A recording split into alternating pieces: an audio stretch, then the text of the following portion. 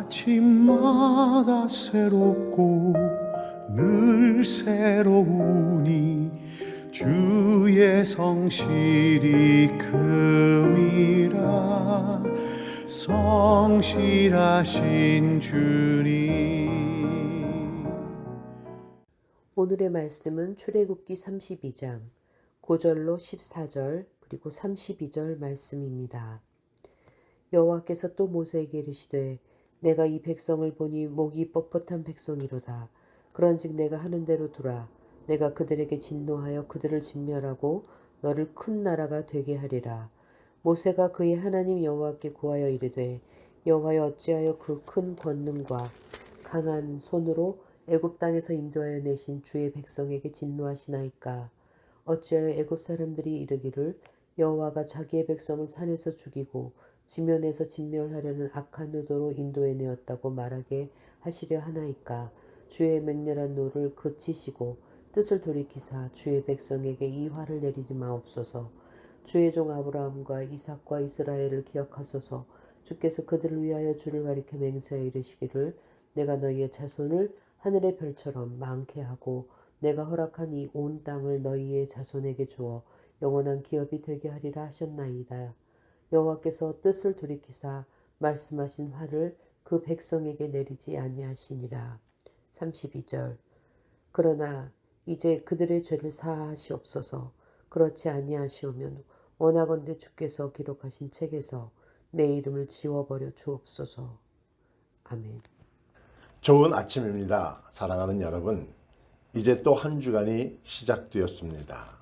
이번 한 주간도 주의 말씀을 마음에 품고 매일매일 묵상하며 살아가는 주님의 말씀과 동행하는 그런 삶이 되기를 주님의 이름으로 축복합니다. 사랑하는 여러분, 우리는 지난 금요일에 안식일과 언약의 표징이라는 말씀을 통해 하나님께서 우리에게 주신 안식일, 주일에 대한 의미를 새겨보았습니다. 하나님께서는 안식일을 단순한 쉼의 날이 아니라 하나님과 이스라엘 사이에 맺으신 언약의 영원한 표징으로 주셨음을 기억하게 되었습니다. 하나님은 그 안식일을 통해 너희는 나의 백성이다, 나는 너희의 하나님이다 하신 사실을 우리에게 새롭게 깨닫게 하셨습니다. 그것이 이스라엘 백성들의 정체성이며 오늘 우리의 정체성입니다. 그런데 오늘 본문으로 넘어오면서 그 분위기가 완전히 달라지고 있습니다.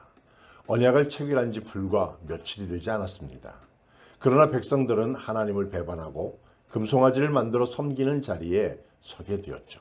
참으로 충격적인 반전입니다. 하지만 그 자리에 중보자로 선 한 사람이 있었는데 바로 모세였습니다. 오늘은 이 금송아지 사건 속에서 드러난 조급함의 죄, 하나님의 진노, 그리고 중보자로서의 기도를 함께 살펴보려고 합니다. 32장 1절에 보면 백성은 이렇게 말합니다. 모세가 산에서 내려오지 않으니 우리를 인도할 신을 만들어라. 아론은 그들의 요구에 못 이겨 금 귀고리를 모아 송아지 형상을 만들고 이것이 너희를 인도한 하나님이다라고 말합니다. 이건 말도 안 되는 하나님께 대한 모독이죠. 하나님께서 뭐라고 하시냐면요. 이 백성은 목이 뻣뻣하다. 내가 진노하여 그들을 진멸하겠다 말씀하십니다. 여러분, 여기에 담긴 하나님의 마음은 그저 화가 났다는 정도로 표현된 것이 아닙니다. 사랑하는 백성이 금방 나를 잊었다는 깊은 슬픔과 실망이 깔려 있는 것입니다. 우리도 그렇습니다. 하나님의 응답이 느려진다고 느껴질 때에 그 자리에 우리를 만족시킬 다른 것을 세우려고 합니다. 우리의 눈으로 볼 수 있는 것들, 우리의 손으로 잡을 수 있는 것들이죠. 돈, 안정감, 사람, 성취, 그게 곧 금송아지가 됩니다. 하나님 없는 기다림은 결국 내가 만든 신을 섬기는 자리로 우리를 빠져들게 만듭니다. 그때 모세는 하나님 앞에 나아가 이렇게 기도하죠. 하나님, 왜 애굽에서 이 백성을 구해내시고 이제 와서 진노로 멸하려고 하십니까? 주의 약속을 기억해 주십시오. 놀라운 건 하나님이 그 기도를 들으시고 뜻을 돌이키신다는 것입니다. 그리고 모세는 백성 앞에서도 이렇게 선포합니다. 이 큰 죄를 너희가 범했지만 내가 하나님께 올라가 너희를 위하여 속죄하리라. 그리고 마지막으로 이렇게 말하죠. 주여, 이 백성의 죄를 사하여 주옵소서. 그렇지 않으시려거든 내 이름을 생명책에서 지워 주십시오. 이건 정말 중보자의 심정으로 말할 수 있는 말입니다. 자기 목숨을 걸고 백성을 위해 기도한 거죠. 바로 이 모습 속에서 우리는 예수님의 그림자를 볼 수 있습니다. 예수님은 죄 없는 분이셨지만 우리의 죄를 대신해 생명을 들이신 진짜 중보자이십니다. 진짜 중보자는 사람의 편에 서서 하나님을 향해 울 수 있는 사람입니다. 사랑하는 여러분, 오늘 금송아지 사건은 우리에게 진중한 경고를 하고 있습니다. 하나님의 응답이 더딜 때 조급한 마음이 우상을 만들고 우상은 우리의 삶 속에서 하나님을 밀어낸다는 사실을요.